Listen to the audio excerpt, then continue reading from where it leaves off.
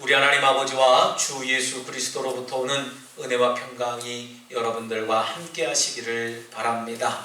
여러분들 추석을 잘 보내셨나요?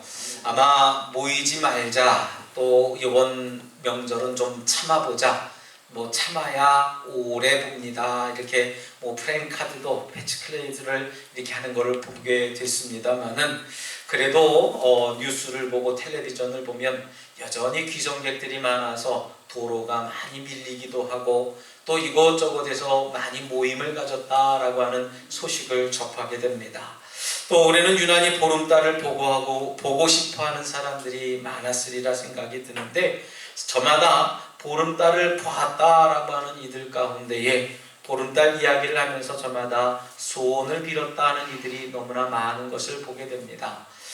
또 이렇게 보름달을 보면서 소원을 빌었다라고 하는 그 이야기를 듣고 제 마음속에는 보름달이 소원을 들어주는 도구는 아닐진데, 또 우리 성도들 중에도 또 행여 보름달을 보며 소원을 빈 성도들이 있을까 하는 걱정은 아닌 걱정을 또 해보게 되었습니다.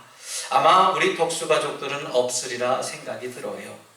우리 기독교라고 하는 종교는 하나님 외에 다른 형상을 두고 맹세하거나 소원을 말하거나 어떤 복을 비는 기복신앙이 절대 아닙니다. 누구든 복을 싫어하는 사람은 없을 거예요.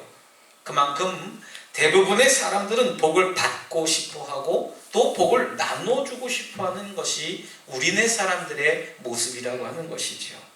그리고 누군가를 향해서 우리가 축복을 할 때에도 싫어하는 사람, 거부하는 사람 또한 없다라고 하는 것입니다.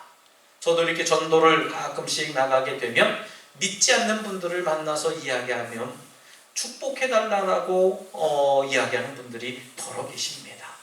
무엇입니까?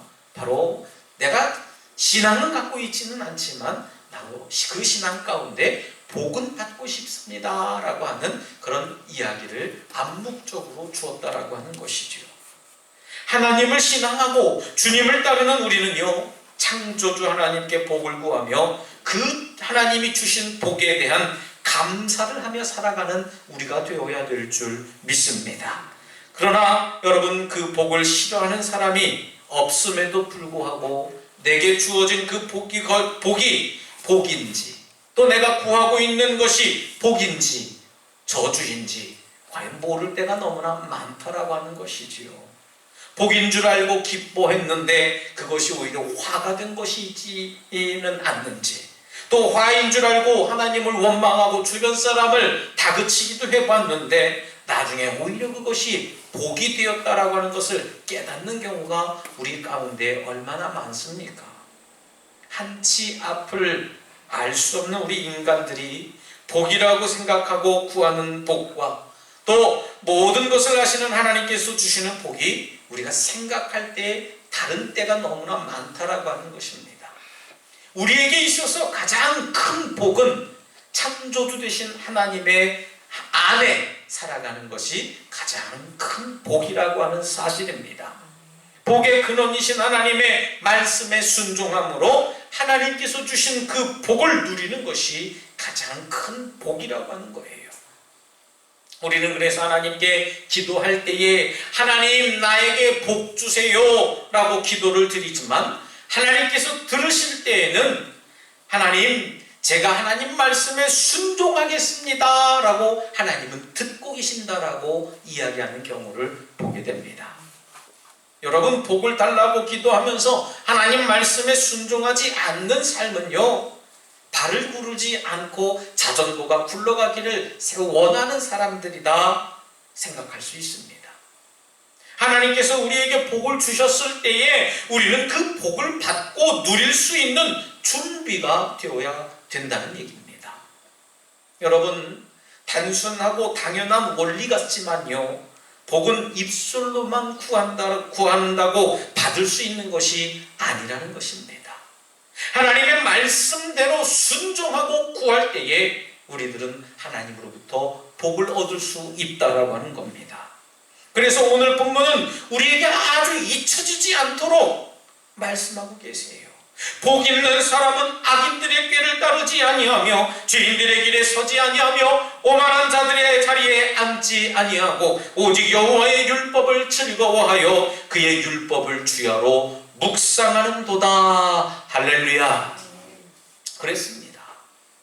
여러분들 모두는 하나님의 말씀을 기뻐하고 하나님의 말씀에 순종함으로 하나님께서 주시는 모든 복을 받아 누리는 복의 근원, 복의 통로가 되시기를 주님의 이름으로 축복합니다. 성경에서는 복에 대한 언급들이 참 많습니다. 복을 생각해 보면 우리 신약 성서에서도 팔복이라고 하는 그 산상수훈의 이야기를 떠오르게 됩니다. 여러분, 팔복의 첫 번째 복이 뭡니까? 우리가 가져야 할 첫 번째 복은 심령의 가난함이라고 했어요. 심령이 가난한 자는 복이 있나니 시작합니다.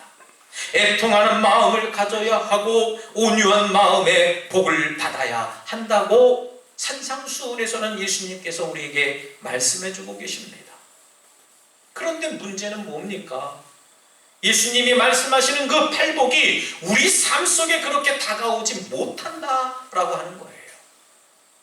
복이라고 하면 우리는 떠오릅니다.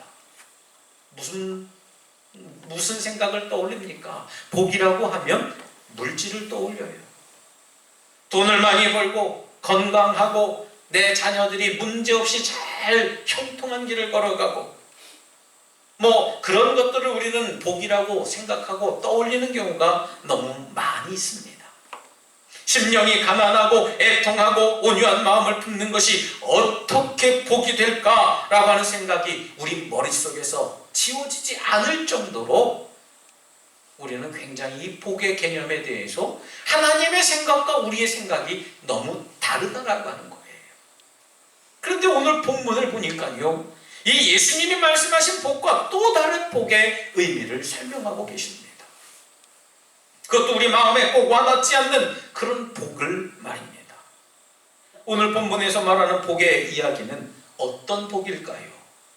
복 있는 사람은 첫째, 악인의 꾀를 쫓지 않는다고 말을 했습니다.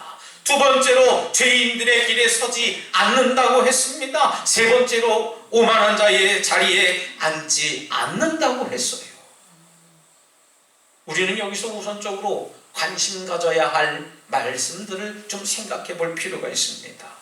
악인, 죄인, 오만한 자, 그리고 쫓는다, 서다, 앉는다, 이런 단어들에 좀 집중해 볼 필요가 있다는 것을 생각해 봅니다. 여러분, 복 있는 사람은 악인과 죄인과 오만한 자가 아니고 악한 것을 쫓지도 않고 서지도 않고 앉지도 않는 자가 복 있는 자라고 생각할 수 있을 것이에요. 더불어 성경은 우리에게 아주 명확하게 근거하며 이야기를 합니다. 복 있는 사람은 이런 사람이라고 말이지요. 여호와의 율법을 즐거워하며 그 율법을 주야로 묵상하는 사람이 복 있는 사람이다 라고 성경은 정확하게 이야기를 했어요. 자, 여러분들에게 한 가지 질문 한번 해보겠습니다. 한번 여러분들 마음속에 답을 한번 해보세요. 여러분들은 여호와의 율법을 즐거워하십니까? 아멘. 감사합니다.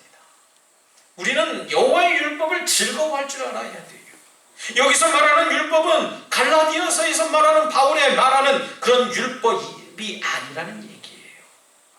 여호와의 율법은 하나님의 계시와 훈계와 성경 전체를 통해 어우르는 그 말씀, 하나님의 뜻을 이야기하고 있습니다. 성경대로라면 우리는 오직 하나님의 뜻을 즐거워하는 사람이 되어야 될 줄 믿습니다. 그리고 그 하나님의 뜻을 즐거워하기 때문에 낮과 밤으로 하나님의 율법을 묵상하는 자가 복된 사람이라고 성경은 정확하게 묘사하고 있어요. 여러분 한번 또 대답해 보시기 바랍니다.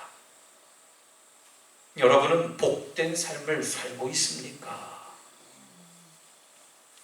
정말 내 삶의 주인은 하나님이심을 믿고 기쁠 때든 슬플 때든 항상 하나님의 뜻이라 믿고 즐거워하고 그 뜻 안에 순종하면서 밤이든 낮이든 항상 주님의 뜻을 묵상하고 살아가고 있는가?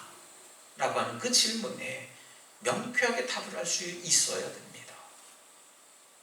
이렇게 여쭈면 모두가 괜시리 고개를 떨구고 마치 죄인처럼 우리는 생각하는 경우가 많이 있어요. 목사인 저도 예외는 아닙니다. 왜겠습니까? 정말 우리의 삶은 무엇이냐? 우리의 삶은 어떤 삶을 살아가고 있느냐? 그걸 한번 생각해 보자는 말씀입니다. 악인과 죄인의 삶, 오만하고 방자한 사람들의 모습을 우리는 살아가고 있다는 얘기예요. 정말 듣기 거북한 말이 아닐 수가 없어요. 그러나 여러분, 성도 여러분, 우리는 모두 악인도 죄인도 오만한 자도 아니라는 거예요. 하지만 악인이 아니고 죄인도 아니고 오만한 자도 아니기 때문에 우리가 구원을 받았는가? 라고 하는 질문을 한번 생각해 볼 필요는 있다는 것입니다. 아니잖아요. 우리가 악인이 아니기 때문에 구원받았습니까? 죄인이 아니기 때문에 구원을 받았습니까? 오만한 사람이 아니기 때문에 나는 구원받았습니까? 아니지 않습니까? 오히려 우리가 악인이고 죄인이고 오만하기 때문에 사랑의 주님께서 십자가에서 우리를 위해 피 흘리신 것 아니겠어요? 그래서 우리가 더욱 구원받았다라고 하는 사실을 우리가 깨닫고 있지 않습니까? 십자가를 바라보면서 나는 저만큼 죄인입니다 고백하는 저와 여러분들의 삶이 되시길 주님의 이름으로 부탁드리겠습니다. 우리가 무엇이라고 하는 것이 중요한 문제가 아니라 우리가 주님의 피 흘림으로 구원함을 받았다라고 하는 것이 중요한 사실이에요. 설령 우리가 악인이고 죄인이며 오만한 자가 아니라고 할지라도요, 우리는 악인이 되고 죄인이 되고 오만한 자가 될 만한 가능성을 늘 우리들 잠재의식 속에 살고 있지 않아요? 우리는 저 예배당 문을 여는 순간에 죄인의 모습으로 다시 돌아갈 수 있습니다. 오만한 사람처럼 우리는 거만하게 살아갈 수도 있어요.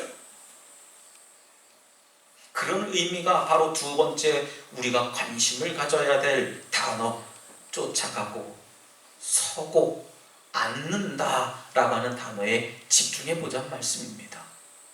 먼저 여러분들, 앉는다라고 하는 것은 최종 목적지에 도달했을 때 가능한 행동이에요. 어디 가서 앉아있다. 여러분, 최종 목적지입니다.